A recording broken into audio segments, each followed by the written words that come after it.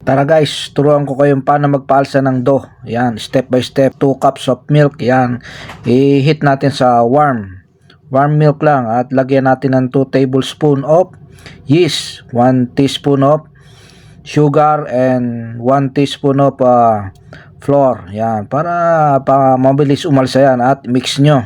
Lagyan nyo ng cloths na basang tela, yan, ganyan lang. At sa mixing bowl, meron na tayong 900 grams of flour, 1 egg, 200 grams of butter or margarine, 1/4 of sugar. At imimix na natin yung pinaalsa natin na yeast, yan o. Ganyan lang guys. At imimix na natin yan hanggang sa makuha natin yung tamang texture, yan. Lagyan natin ng konting mantika at paalsahin pa natin yan ng mga 1 oras. At takpan natin ng tela, ayan, ganyan. At pagkaalsa niya na, lalagyan pa natin niya ng 1/4 cup of sugar, 1 tablespoon of salt, at imimix natin ulit. At pagka-mix niya, siyempre, mamasahin pa natin ng bahagya, ayan, yan. At ipipigura na natin yan sa pangalawang alsa. At pwede mo nang gawing tinapa yan, pandesal, Spanish bread, o whatever, yan. Ganyan lang guys. At kung nagustuhan mo ang video na ito, paki-follow, like, comment, and share naman dyan. Ito po ang iyong abang lingkod, Mayor Kuplang.